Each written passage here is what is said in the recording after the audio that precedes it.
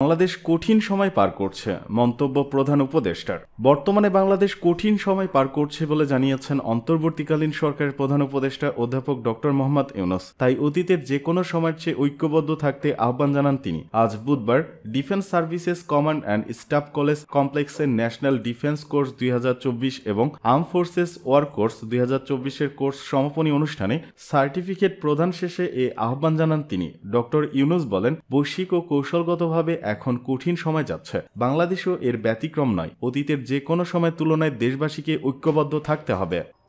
এদিকে চিন্ময় দাসের গ্রেপ্তার নিয়ে প্রশ্ন, যা বলল যুক্তরাষ্ট্র। বাংলাদেশের সম্মিলিত সনাতনী জাগরণ জোটের মুখপাত্র চিন্ময় দাসের গ্রেপ্তারের ইস্যুটি যুক্তরাষ্ট্রের পররাষ্ট্র দপ্তরের ব্রিফিংয়ে উঠে এসেছে। সেখানে এক প্রশ্নের জবাবে দেশটির পররাষ্ট্র দপ্তর বলেছে, আটক ব্যক্তিদের উপযুক্ত আইনি সুযোগ দিতে হবে এবং মৌলিক স্বাধীনতা ও মানবাধিকারের সাথে আচরণ করা প্রয়োজন। স্থানীয় সময় মঙ্গলবার মার্কিন পররাষ্ট্র দপ্তরের নিয়মিত প্রেস ব্রিফিংয়ে দপ্তরের প্রিন্সিপাল ডেপুটি স্পোক পারসন বেদান প্যাটেল এ কথা বলেন। ব্রিফিংয়ে একজন বাংলাদেশের হিন্দুদের ওপর সহিংসতার বিষয়ে উল্লেখ করে যুক্তরাষ্ট্রের পক্ষ থেকে এই উদ্বেগের সমাধান করার কোনো পরিকল্পনা আছে কিনা জানতে চান। জবাবে মার্কিন পররাষ্ট্র দপ্তরের প্রধান উপমুখপাত্র বেদান প্যাটেল বলেন, আমরা প্রতিটি সরকারের সাথে সামঞ্জস্যপূর্ণভাবে কাজ করি যাদের সাথে আমাদের সম্পর্ক রয়েছে। আমরা স্পষ্ট করেছি, মৌলিক স্বাধীনতার প্রতি সম্মান থাকা দরকার, ধর্মীয় স্বাধীনতা ও মৌলিক মানবাধিকারের প্রতি শ্রদ্ধাশীল হওয়া দরকার। যে কোনো ধরনের প্রতিবাদ শান্তিপূর্ণ হওয়া উচিত এবং যে কোনো ধরনের ক্র্যাকডাউন, এমনকি ক্র্যাকডাউন না হলেও সকল দেশের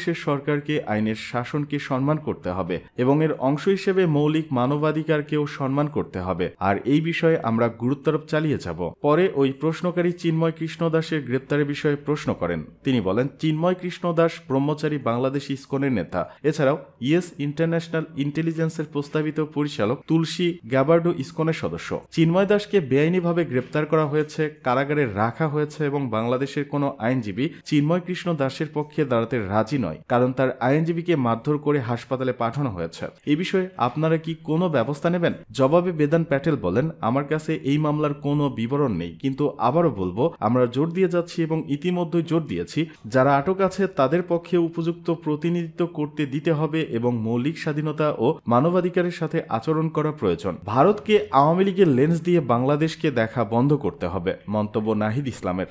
ক্ষমতাচ্যুত আওয়ামী লীগের পুনর্বাসন করতে ভারতের শাসক গোষ্ঠী সংখ্যালঘুর বিষয়টিকে সামনে এনে বাংলাদেশ বিরোধী প্রচারণা শুরু করেছে বলে মন্তব্য করেছেন তথ্য ও সম্প্রচার উপদেষ্টা নাহিদ ইসলাম। মঙ্গলবার রাতে নিজের ভেরিফাইড ফেসবুক ও এক্স অ্যাকাউন্টে এক বিবৃতিতে এ মন্তব্য করেছেন তথ্য উপদেষ্টা। বিবৃতিতে নাহিদ ইসলাম বলেন, ভারতের ক্ষমতাসীন অভিজাতরা বিভেদ সৃষ্টিকারী রাজনীতি ও বাংলাদেশ বিরোধী ভাষণে লিপ্ত হচ্ছে। বাংলাদেশের পশ্চিমবঙ্গ, ত্রিপুরা এবং আসামের সাথে ঐতিহাসিক ও সাংস্কৃতিক সম্পর্ক রয়েছে, তারা আমাদের স্টেক হোল্ডার। বাংলাদেশে চলমান আন্দোলনকালে কলকাতা ও দিল্লি থেকে ছাত্রছাত্রীরা আমাদের সাথে সংহতি প্রকাশ করে শেখ হাসিনার নৃশংসতার বিরুদ্ধে প্রতিবাদ জানিয়েছে। ভারতের এই গণতন্ত্রপ্রেমী মানুষগুলো আমাদের বন্ধু। যাই হোক, ভারতের শাসক অভিজাত ও হিন্দুত্ববাদী শক্তি এই ধরনের গণতান্ত্রিক সম্পর্ক ও সম্প্রীতি চায় না। তারা বাংলাদেশের উত্থান ও শিক্ষার্থীদের রাজনৈতিক জাগরণকে হুমকি মনে করে, ফলে তারা বাংলাদেশের বিরুদ্ধে ঘৃণা বৃদ্ধি করছে। সংখ্যালঘু নিপীড়ন বর্ণ ব্যবহার করে দিল্লি ফ্যাসিস্ট আওয়ামী লীগকে পুনর্বাসন এবং বাংলাদেশের গণতান্ত্রিক ও জাতি পুনর্নির্মাণ প্রক্রিয়া ব্যাহত করার চেষ্টা করছে। আমরা শুরু থেকে জোর দিয়ে আসছি যে ভারত সরকারকে অবশ্যই আওয়ামী লীগের লেন্স দিয়ে বাংলাদেশকে দেখা বন্ধ করে দিতে হবে এবং সমতা, ন্যায্যতা এবং পারস্পরিক শ্রদ্ধাবোধের উপর ভিত্তি করে একটি নতুন সম্পর্ক স্থাপন করতে হবে। হিন্দু সহ সকল সংখ্যালঘু সম্প্রদায়ের পূর্ণ নাগরিকত্ব, অধিকার, মর্যাদা ও নিরাপত্তা নিশ্চিত করতে বাংলাদেশ বদ্ধপরিকর। আওয়ামী লীগের আমলে সংখ্যালঘুরা চরম নিপীড়নের শিকার, অথচ দিল্লি নিঃশর্তভাবে আওয়ামী লীগকে সমর্থন করেছে। ভারত যখন তাদের নিজেদের সংখ্যালঘুদের অধিকার নিশ্চিত করতে ব্যর্থ হয়, তখন তারা আওয়ামী লীগকে আশ্রয় ও সহায়তা দিয়েছে। একটি দল যারা সংখ্যালঘুদের নির্যাতন করেছিল এবং বাংলাদেশে গণহত্যা করেছিল। গণহত্যা ও শিশু হত্যার জন্য দায়ী একজন পলাতক শেখ হাসিনাকে আশ্রয় ও সহায়তা প্রদান অব্যাহত রেখে ভারত সরকার যৌথ গণতান্ত্রিক মূল্যবোধকে ক্ষুণ্ণ করার ঝুঁকি নিচ্ছে। ভারত ভুলে গেলে চলবে না যে তার স্থায়িত্ব ও অখণ্ডতা বাংলাদেশি স্থায়িত্ব ও অখণ্ডতার সাথে ঘনিষ্ঠভাবে সংযুক্ত।